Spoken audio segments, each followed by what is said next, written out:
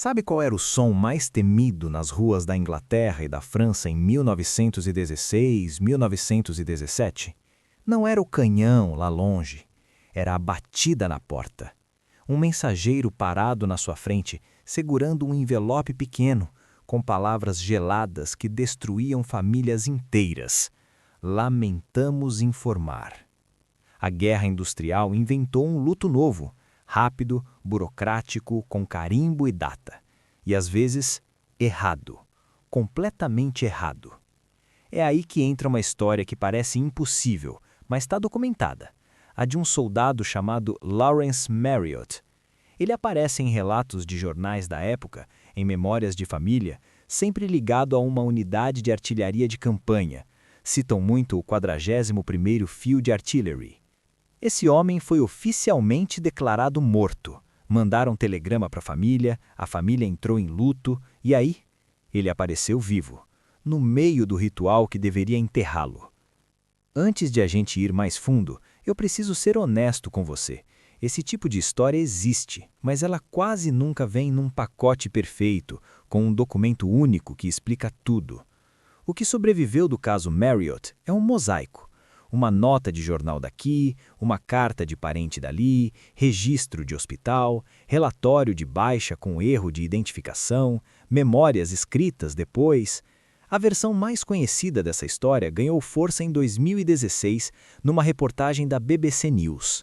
Eles cruzaram entrevistas, arquivos locais, documentos da época. Alguns detalhes, tipo a unidade exata, o lugar certinho, a linha do tempo minuto a minuto, variam dependendo da fonte, mas o núcleo, esse não muda. Houve notificação de morte, houve luto oficial, e ele voltou. Agora para e pensa no que isso significa de verdade. A gente não está falando de voltar da morte tipo filme, tipo milagre sobrenatural. É voltar do papel. É escapar de uma sentença administrativa que foi escrita com pressa, dentro de uma máquina de guerra onde milhões de nomes viravam números. Lawrence Marriott era um cara comum, jovem o suficiente para ser engolido por aquela engrenagem gigante da guerra, mas maduro o bastante para já ter construído alguma coisa na vida.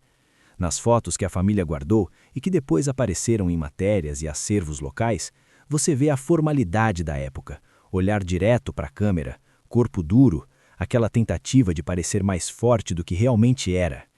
A Primeira Guerra Mundial treinou os homens para isso, para parecerem inteiros mesmo quando estavam prestes a se despedaçar. Para entender como um morto-vivo administrativo era possível, você precisa entender o contexto. Entre 1914 e 1918, os exércitos dos dois lados tiveram que inventar, do zero e em escala gigantesca, um sistema de identificação e notificação de baixas. Identificar não era só reconhecer o rosto de alguém, era transformar uma pessoa num registro burocrático. Em muitos exércitos, os soldados usavam discos de identificação, as famosas doc tags. Mas o sistema não funcionava como você imagina hoje. Às vezes tinha só um disco, às vezes dois. Em situações extremas, os discos eram perdidos, arrancados, trocados, destruídos. Explosões e incêndios apagavam qualquer sinal físico que pudesse identificar alguém. E a artilharia, que era o coração mortal dessa guerra, criava um tipo de cenário onde muitas vezes não dava mais para identificar pelos métodos tradicionais. O que acontecia depois de um ataque? As unidades recolhiam os feridos, faziam lista dos ausentes, relatavam os mortos.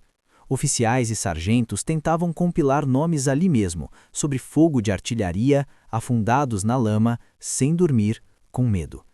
Essa lista subia para o escalão superior, que juntava os relatórios de várias unidades. Aí os serviços administrativos transformavam aquilo tudo em comunicações oficiais para as famílias. No Reino Unido, por exemplo, o Telegram Boy, o menino que entregava telegramas, virou uma figura socialmente temida. Todo mundo sabia o que significava quando ele parava na sua porta. E olha, mesmo quando o primeiro aviso vinha por telegrama, não parava por aí. Vinha carta oficial depois, vinham ordens do dia internas, listas publicadas em jornais, às vezes até comissão de inquérito quando algo saía do controle. O problema?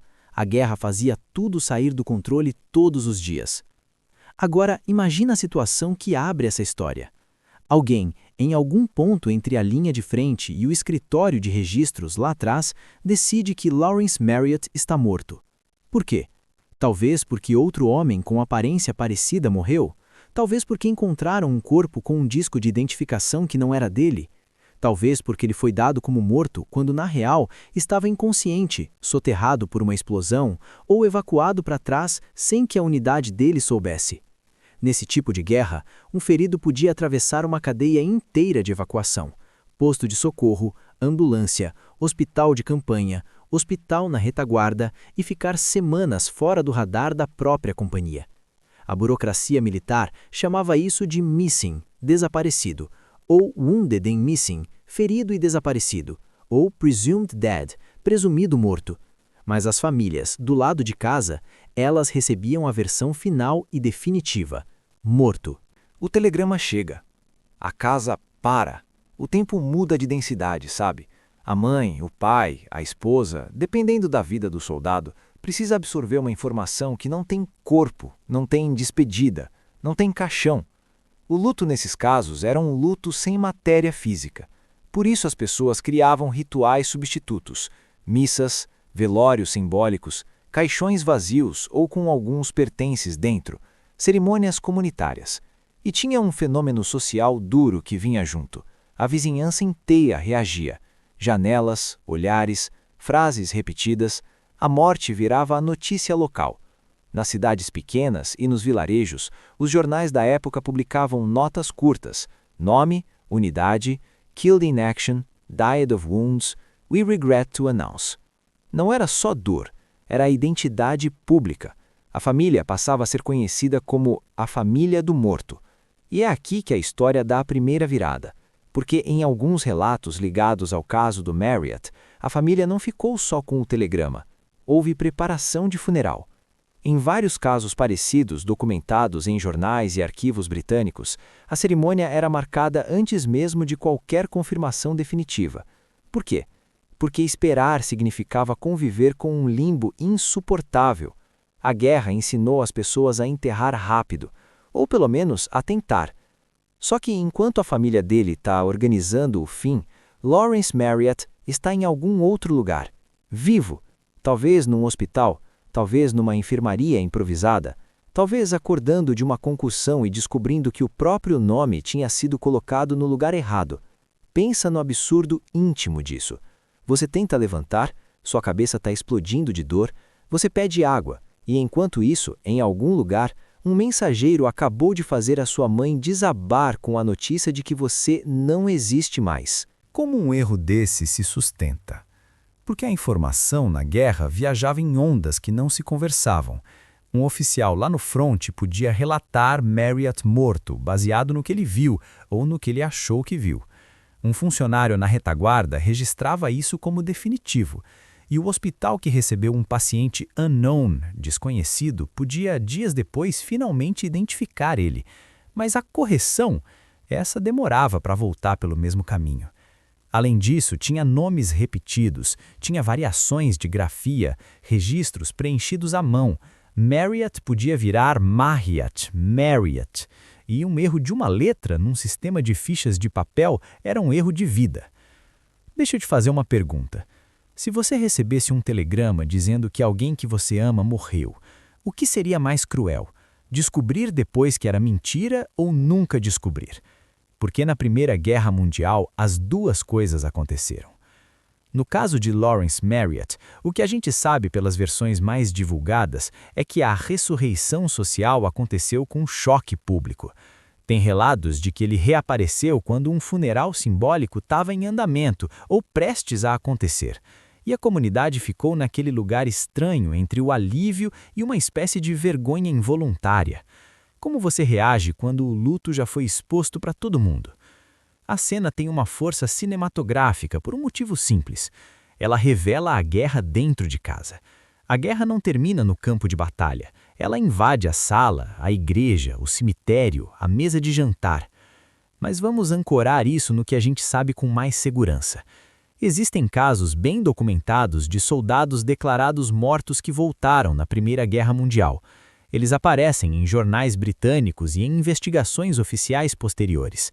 A reportagem da BBC, que reúne vários exemplos, incluindo o Marriott, descreve o mecanismo certinho: notificação por telegrama, listas oficiais de baixas publicadas, famílias em luto e depois a carta, às vezes do próprio soldado, provando que ele estava vivo. A BBC também mostra que, em alguns casos, o erro foi admitido formalmente pelo War Office, o Ministério da Guerra britânico. Eles publicavam correções nas listas seguintes, pediam desculpas. Isso era um procedimento real. Correções de baixas eram publicadas em sequência e os jornais reproduziam essas retificações. O problema é que, emocionalmente, não existe retificação capaz de apagar o primeiro golpe. E como o erro era descoberto? Em geral, por uma dessas 3 vias. Primeiro, o próprio soldado escrevia. Mesmo ferido, muitos tentavam mandar uma carta curta assim que conseguiam, porque eles sabiam o peso do silêncio. Segundo, um companheiro de unidade, ao reencontrar ele ou ao saber que ele estava hospitalizado, avisava a família. Terceiro, o hospital comunicava oficialmente uma identidade confirmada, e isso eventualmente forçava o sistema inteiro a rever o status. Em qualquer uma dessas vias, o que chegava na casa era um segundo choque, não o de perder, mas o de recuperar e de perceber que o Estado tinha matado a pessoa antes da hora. Agora, um detalhe importante e delicado. A história específica do apareceu no próprio funeral pode ser literal em alguns casos e mais simbólica em outros. Tem famílias que descrevem funeral como a cerimônia religiosa de despedida, mesmo sem corpo. Outras descrevem um cortejo fúnebre, outras só a casa cheia para o velório simbólico. Eu preciso ser honesto com você. O núcleo do caso é verdadeiro e documentado. A notificação errada, o luto, o retorno. Mas a encenação exata varia conforme a memória e o registro local. O que não varia é o impacto, o momento em que uma porta abre e o morto entra. Imagina esse instante sem exagero. Não tem música triunfal na vida real. Tem silêncio. Tem uma pessoa que parece mais magra do que deveria. Tem um rosto que carrega algo que não estava ali antes. E tem o espanto coletivo, quase uma interrupção do mundo, porque a guerra não devolve ninguém inteiro, mesmo quando devolve vivo. A família pode sorrir e chorar ao mesmo tempo, mas logo vem a segunda camada de perguntas. Então, quem foi enterrado no lugar dele? Ou, como eles puderam ter certeza? A alegria é atravessada por culpa, por medo de comemorar na frente de tantas outras casas que não tiveram essa sorte. E essa pergunta nos leva de volta ao sistema. Por que a Primeira Guerra errou tanto? Não é porque faltava competência, é porque a escala e a brutalidade tornaram a identificação uma tarefa quase impossível. Relatórios oficiais britânicos e estudos históricos sobre serviços médicos e administrativos desse período mostram o tamanho da cadeia, do Regimental Aid Post, o posto de socorro do regimento, até o Casualty Clearing Station, do hospital de base até o repatriamento. A cada etapa dessa cadeia, um nome podia se perder. E tinha ainda um fator humano pesado, o desejo de encerrar incertezas. Para uma família, morto dói, mas desaparecido corrói por dentro. E para um exército, desaparecido é um problema administrativo, logístico, moral. A pressão para fechar as listas empurrava casos ambíguos para categorias definitivas. No caso da artilharia de campanha, o rótulo que costuma aparecer associado ao Marriott tem também uma ironia. Artilheiros não viviam sempre nas trincheiras como a infantaria, mas eles estavam constantemente expostos à contrabateria, explosões, estilhaços, e quando uma posição de artilharia era atingida, o cenário podia virar um quebra-cabeça literal de metal retorcido e lama. A identificação nesses momentos podia depender de um pedaço de disco, de um caderno molhado, de uma carteira rasgada. Erros eram uma consequência estatística da guerra. Só que estatística, quando cai numa casa, vira tragédia. A notícia de que Lawrence Marriott estava vivo, portanto, não é só uma reviravolta dramática. É a prova de que um sistema de Estado pode falhar no ponto mais sensível que existe, o nome de um filho. E, ao mesmo tempo, é uma janela para entender como as sociedades lidaram com morte em massa.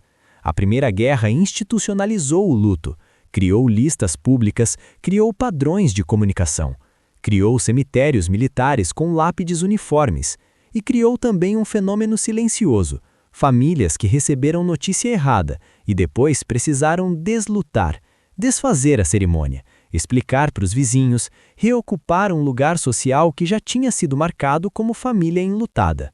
O que acontece com um homem que volta depois de ser enterrado no imaginário coletivo? Ele volta para um papel estranho, o sobrevivente absoluto, aquele que ganhou da morte. Só que isso vem com um peso enorme. Alguns homens, ao retornarem, relatavam vergonha de estar vivos quando os amigos não estavam.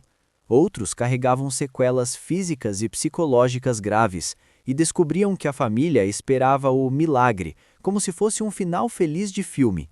Não era. Era só um recomeço, sob ruínas.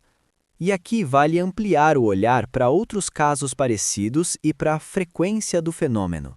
Não existe um número simples e incontestável do total de notificações erradas na Primeira Guerra. Por quê? Porque os registros foram sendo corrigidos ao longo do tempo. E porque erro pode significar muitas coisas diferentes. Morto versus desaparecido, ferido versus morto, nome trocado, unidade errada. Mas historiadores e pesquisadores de arquivos locais concordam numa coisa: aconteceu mais de uma vez, e não foi raríssimo. A própria existência de matérias jornalísticas reunindo múltiplos exemplos e a necessidade de correções oficiais em listas de baixas já indica um padrão. Em vários países, inclusive, há registros de soldados que voltaram depois de constarem como mortos em listas oficiais, especialmente em períodos de grandes ofensivas, quando o caos administrativo era maior. Se você está se perguntando, por que isso me importa hoje? A resposta é desconfortável. Porque a tecnologia muda, mas a vulnerabilidade humana diante de sistemas continua a mesma. A Primeira Guerra Mundial foi um laboratório brutal de burocracia em massa. Ela produziu as bases do que hoje a gente entende como gestão de pessoas em larga escala, e também produziu as falhas clássicas: registros imprecisos, confirmação apressada, comunicação fria e sem rosto. A diferença é que em 1916, um erro chegava em papel e silêncio. Hoje, pode chegar por notificação no celular. No caso de Lawrence Marriott, o que permanece como legado não é só o susto de aparecer no próprio funeral.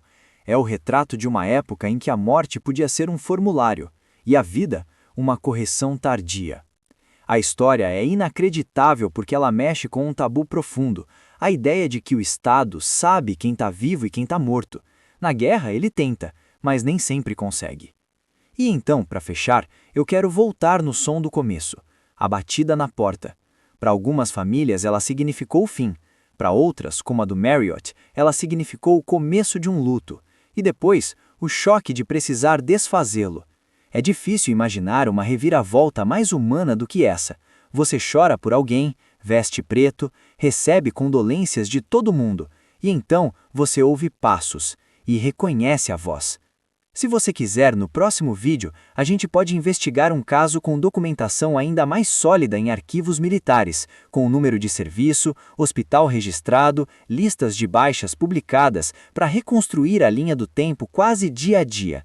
Por enquanto, fica a pergunta: se isso tivesse acontecido na sua casa, você teria coragem de confiar no segundo telegrama? Comenta aqui embaixo o que você faria. E se você curte histórias reais da Primeira Guerra contadas com contexto e fontes sérias, se inscreve no canal e ativa o sininho, assim você não perde os próximos vídeos.